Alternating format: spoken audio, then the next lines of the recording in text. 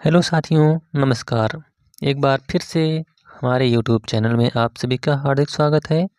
आज हम TGT civics यानी नागरिक शास्त्र प्रीवियस ईयर के क्वेश्चन, जो कि 2001 में जो प्रीवियस ईयर का क्वेश्चन पेपर हुआ था, उसको मैं लेकर आया हूं। तो आप लोग इसका रिवीजन करिए। तो चलिए शुरुआत करते हैं। पहला क्वेश्चन आपके सामने है। पहला क्वेश्चन है, रूसो के राज दर्शन में सामान्य इच्छा प्रतिनिधित्व करती है। सामान्य इच्छा किसको प्रतिनिधित्व करती है? तो इसका राइट आंसर है ऑप्शन नंबर 4, सामान्य हित की सामान्य चेतना का। मोस्ट इम्पॉर्टेंट क्वेश्चन बनता है कि रूसो सामान्य इच्छा का सिद्धांत किसने दिया था? तो इसका उत्तर हो जाएगा रूसो ने। अगला क्वेश्चन है, फांसीवाद से उदय होता है, यानी फांसीवाद से किसका उदय होता है? इसका राइट आंसर है ऑप्शन नंबर 3, उग्र राष्ट्रवाद का। फांसीवाद से उग्र राष्ट्रवाद का उदय होता है। नेक्स्ट क्वेश्चन है, निम्नलिखित में से कौन राज्य को वर्ग शासन का परिणाम तथा उपकरण मानता है? तो इसका राइट आंसर है option number 1, Karl Marx. Karl Marx जो है, यह राज्य को वर्ग शासन का परिणाम तथा एक उपकरण यानी यंत्र मानता है। नेक्स्ट क्वेश्चन है, किस देश का संविधान विकसित संविधान का सर्वश्रेष्ठ उदाहरण है? तो जो विकसित संविधान का सर्वश्रेष्ठ उदाहरण है वह है इंग्लैंड का संविधान, ऑप्शन नंबर 2। अगला क्वेश्चन, सर्वप्रथम किस देश ने लिखित और कठोर संविधान को अपनाया? तो इसका राइट आंसर है ऑप्शन नंबर 3, संयुक्त राज्य अमेरिका। संयुक्त राज्य अमेरिका ने सबसे पहले लिखित और कठोर संविधान को अपनाया था। नेक्स्ट क्वेश्चन है, जिन लोकतंत्रात्मक राज्यों में उत्पादन के साधनों पर व्यक्तिगत स्वामित्व होता है वह क्या कहलाते हैं? तो ये क्या कहलाते हैं? पूंजीवादी लोकतंत्र, ऑप्शन नंबर 2। अगला क्वेश्चन है, वह कौन सा देश है जहां सरकार लोकतांत्रिक है किंतु वह गणतंत्रात्मक नहीं है? तो वह है आपका इंग्लैंड। इंग्लैंड में राज्य का प्रधान सम्राट उत्तराधिकार के आधार पर अपना पद ग्रहण करता है, इसीलिए इंग्लैंड लोकतंत्रात्मक राज्य है, गणतंत्रात्मक नहीं है। नेक्स्ट क्वेश्चन है, संघात्मक शासन की प्रमुख विशेषता है। तो जो संघात्मक शासन की प्रमुख विशेषता है वह है प्रभुत्व शक्ति का दोहरा प्रयोग, संविधान की सर्वोच्चता और शक्तियों का विभाजन, यानी ऑप्शन नंबर 4 सही है उपर्युक्त सभी। नेक्स्ट क्वेश्चन है, spirit of laws. Spirit of laws किसकी रचना है? तो जो स्पिरिट ऑफ लॉज है यह मॉन्टेस्क्यू की रचना है, ऑप्शन नंबर 3। नेक्स्ट क्वेश्चन, सरकार के कितने अंग होते हैं? तो आपको बताना है सरकार के कितने अंग होते हैं। तो इसका राइट आंसर है ऑप्शन नंबर 3, 4। सरकार के 4 अंग होते हैं। आइए देखते हैं नेक्स्ट क्वेश्चन। अगला क्वेश्चन है, निम्नलिखित सरकारों की व्यवस्थाओं में दोहरा शासन किसके आवश्यक लक्षण हैं?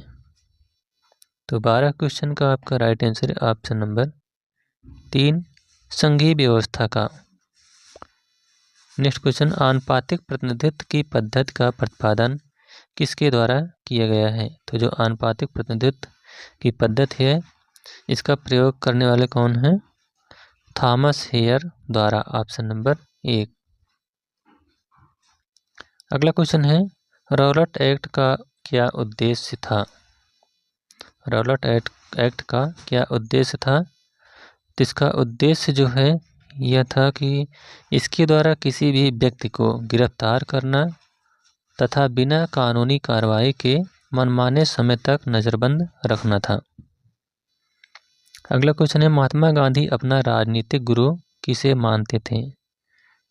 तो इसका राइट आंसर है 15 का ऑप्शन नंबर 2, गोपाल कृष्ण गोखले। गोपाल कृष्ण गोखले को महात्मा गांधी अपना राजनीतिक गुरु मानते थे। नेक्स्ट क्वेश्चन है, महात्मा गांधी ने किस घटना से खिन्न या दुखी होकर असहयोग आंदोलन स्थगित कर दिया था?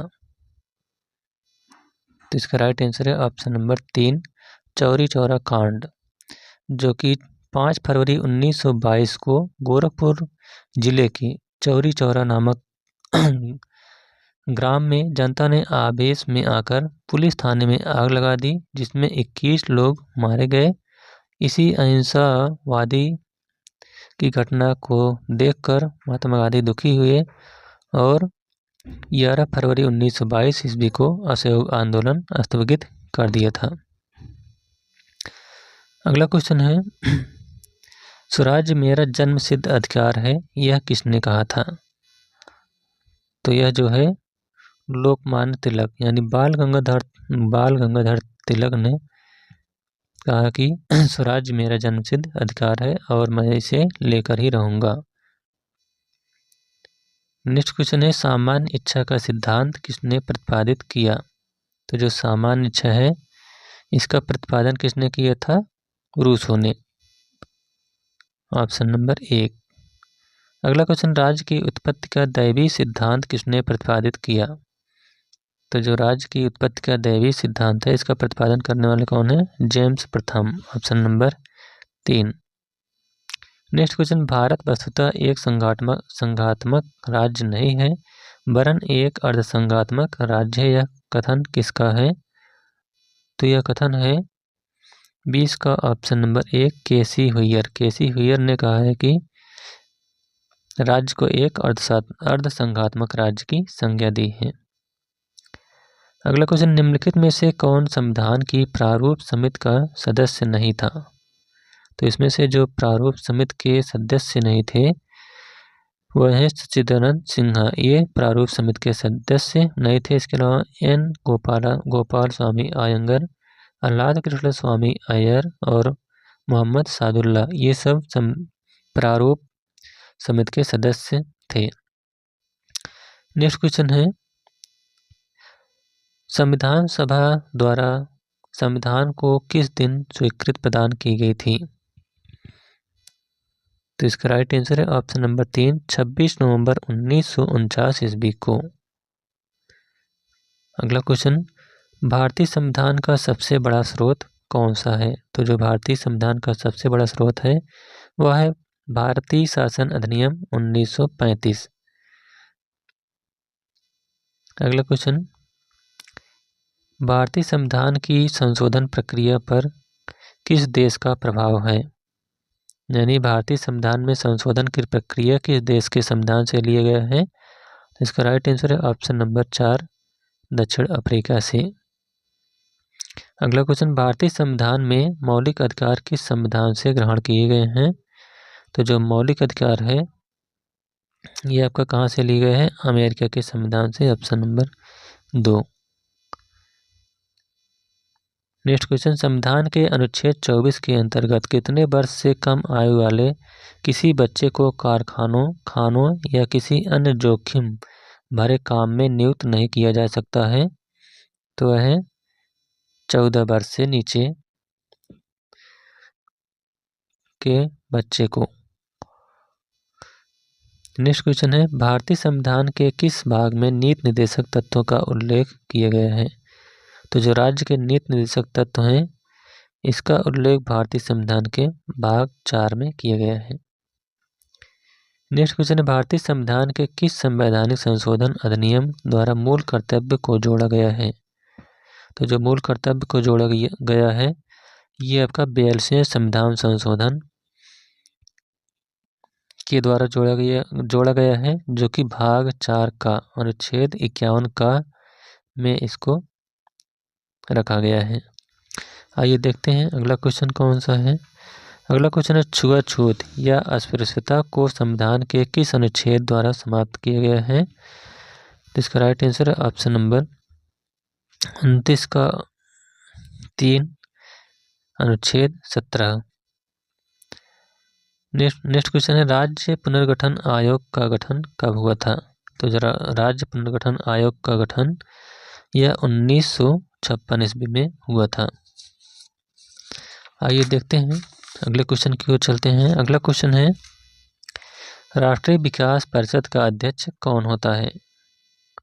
तो जो राष्ट्रीय विकास परिषद का अध्यक्ष होता है यह प्रधानमंत्री होता है। Option number 3। नेक्स्ट क्वेश्चन है राज्यसभा का सभापति कौन होता है?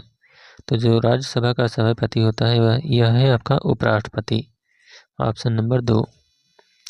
नेक्स्ट क्वेश्चन राष्ट्रपति द्वारा जारी किए गए अध्यादेश का प्रभाव संसद में पुनः समवेत होने की तारीख से समाप्त हो जाएगा, यानी कितने दिन बाद समाप्त हो जाएगा? तो 33 का आपका राइट आंसर है ऑप्शन नंबर 2, 6 सप्ताह के बाद। अगला क्वेश्चन लोकसभा एवं राज्यसभा के संयुक्त अधिवेशन की अध्यक्षता कौन करता है?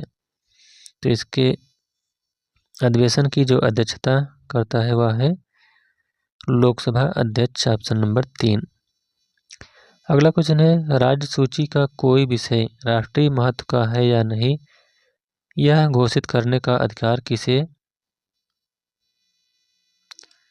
किसे है? तो यह अधिकार जो है यह किसको है? केवल राज्यसभा को। 35 का ऑप्शन नंबर 1 सही है। नेक्स्ट क्वेश्चन राज्य की कार्यपालिका का संवैधानिक अध्यक्ष कौन होता है? तो जो राज्य की कार्यपालिका का संवैधानिक अध्यक्ष होता है यह राज्य का राज्यपाल होता है। Option number 3। नेक्स्ट क्वेश्चन वित्त विधेयक को विधान परिषद अधिक से अधिक कितने दिनों तक रोक सकती है? तो जो वित्त विधेयक है यह विधान परिषद अधिक से अधिक कितने दिनों तक रोक सकती है? तो यह अधिक से अधिक 14 दिन तक रोक सकती है। नेक्स्ट क्वेश्चन राज्य और केंद्र में वित्तीय विभाजन होता है, किसकी संतुष्टि पर यह विभाजन होता है? तो 38 का राइट आंसर है ऑप्शन नंबर 3, वित्त आयोग की संतुष्टि पर। नेक्स्ट क्वेश्चन भारत में सर्वोच्च न्यायालय का प्रधान कार्यालय कहाँ स्थित है?